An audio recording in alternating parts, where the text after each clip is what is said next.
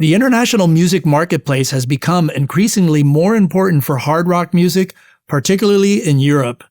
In our continuing series examining the hard rock metal landscape today, we sit down and speak with Frank Helmink from Buma Cultuur, one of Holland's leading supporters of Dutch music. We discuss how his company supports new and up-and-coming hard rock acts and the various opportunities that exist for hard rock bands in Holland today. You don't want to miss it. Stay tuned.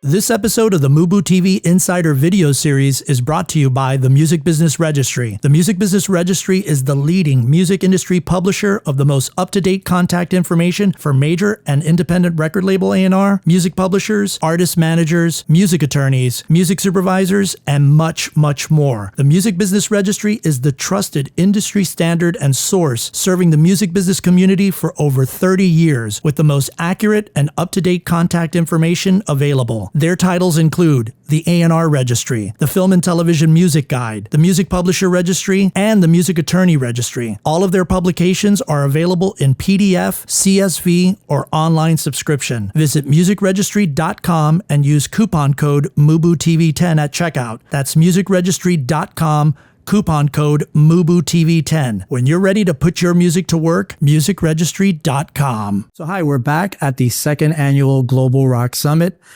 here at the Roosevelt Hotel in Hollywood, California. And we managed to catch up with Frank Helmink, who is the initiator, I love that title, of Buma Rocks, as well as the managing director at Buma Cultuur and one of the panelists here at the Global Rock Summit. Frank, thanks so much for joining us on MUBUTV. It's very good to be here. Great. How's the summit been for you so far? Well, it's good. I mean, it's for us. You have to go back to the basics of Buma Cultuur. We're in it for promoting Dutch music. That's our own goal in our whole life, 24 hours a day, and that's why we do all these panel stuff in Holland. We have like the biggest dance EDM festival, which is called Amsterdam Dance Event. We also do the Eurosonic Noorderslag, which is kind of big for the alternative rock. But for us, it's good to also go abroad and see where the market is and where and if the market is about the same as we think it is. And over here, it's just a good day to sense at least a little bit of that market. Great. I wanted to ask you, could you tell us a little bit about the two organizations? Because I know you have Buma Cultuur and Buma Rocks, and they're two different kinds of completely different. Well, the funny thing is that Buma Cultuur is the mother of all. Okay. So she's like a foundation paid for by the Buma, which is sort of like a BMI ASCAP of Holland. They pay 50% of my money I have to spend on promoting Dutch music. We do every genre. Wow. So we do like the alternative rock, but we also do the Dutch native speaking music and everything in between. So the contemporary classical music and also the rock music, because I like it. Right. That's about the one and only reason why we really put out the Buma Rocks and got it into like an event of a day. Right. I think I was reading it in your bio because of your love for rock. Yeah. I wanted to do something. Then and the funny thing is that rock and metal isn't really fitting in to alternative pop music. It's not fitting in, of course, in the EDM part, etc. So it's always placed at times that nobody wants to show up at shows anymore. Right. So I thought, well, we're going to do it for a day in a year, and then combined with Fora Rock, which is the biggest metal festival in Holland, and it's working out fine. Great, that's awesome. How do both Buma Rocks and Buma Cultuur, how do they benefit new artists?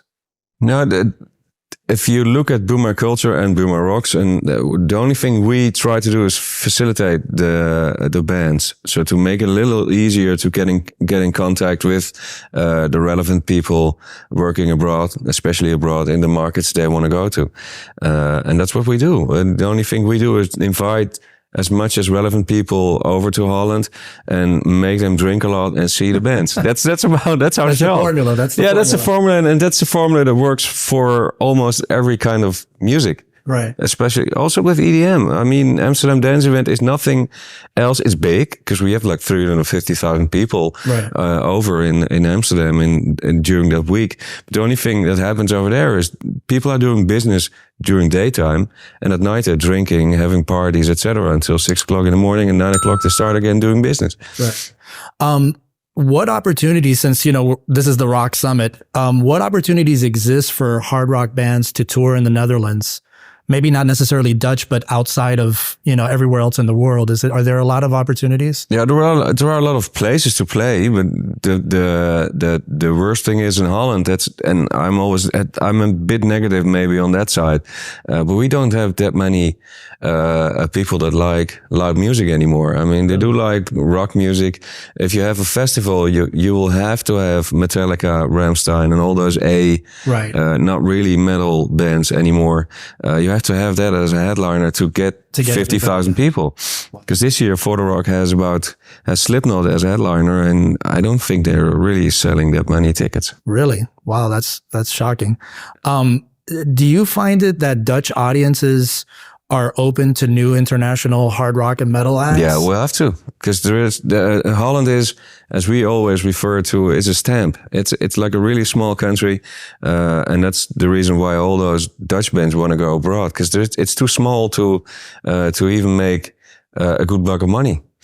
Because there are a lot of cities with a podium and et cetera, so you can do a tour a year, right? But you have to be kind of big. Right. To really eat more than just a peanut butter. Yeah, and are there any large Dutch rock bands and hard rock that are big? Yeah, you have Within Temptation. So like this gothic niche. Well, it's a big niche, but that's and then in the slipstream of Within Temptation, you have After Forever, all those kinds of bands that are female fronted metal bands. We had in the 80s, we had Adrian Vandenberg, which is like a good guitar player. Huge, He's touring right now with with a new band. Right. He was doing Whitesnake for a while. And and now he's back, and he is 60 plus, but he's still playing he's like amazing. hell. Huge Vandenberg fan. Yeah. Huge Vandenberg fan. Where do you see the future of the genre going, referring to hard rock and metal? That's a good one. If I look deep into my heart, I will go like, well, it's going to be back. Right. I mean, it's not going to disappear. And I'm 43 years old right now, so I'm listening to this kind of music for about 30 years. And I thought at a certain point of time, like 10 years ago, I really thought it's going to disappear because there's nothing new anymore. But if you listen to what really young bands are producing right now, it's completely different from the music I listened to when I was 20. So there's going to be a new generation. But the only difference is that my kids, I've got 4 kids between the age of 7 and 13. They do listen to rock and metal, but they also listen to all these really commercialized EDM music, etc. So it's not really, you're not focused on one genre to listen to anymore in these generation of kids. Fascinating stuff coming from Frank, who is one of the leading supporters of Dutch music in Holland. So insiders, question of the day. What did you find were the most educational aspects of our conversation with Frank? Was it how his organization supports new and up-and-coming hard rock bands? Or was it the various opportunities that are available to hard rock bands in Holland today? Or maybe it was something else that struck a chord with you.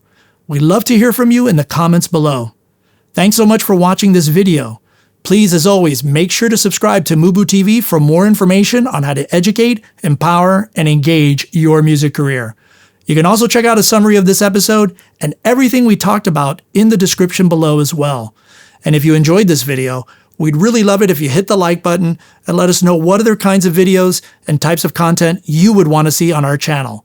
Hit us up in the comments below, and we'll see you in the next video.